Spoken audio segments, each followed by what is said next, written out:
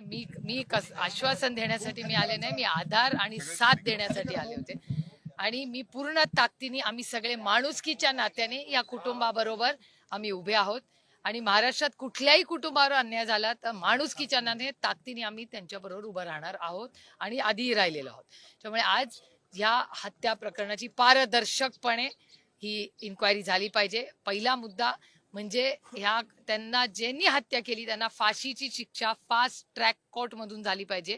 आणि त्याचबरोबर खंडणी ज्यांनी मागितली किंवा ज्यांनी त्यांना मदत केली अशा सगळ्यांची इन्क्वायरी करून त्यांना ईडी सीबीआय लागलं पाहिजे. आणि कारण काय देशाचा कायदा येतो आणि सीडीआर सगळ्यांचे फोन हे सीडीआर सगळ्या महाराष्ट्राला सत्य हे बाहेर आलं पाहिजे. आणि जे कृष्णा आंधळे मिसिंग आहेत गेले 2 महिने झाले ते सापडलेच पाहिजेत. असं कसं होईल की माणूस नुसता गायब झाला, असं शक्य तरी आहे का?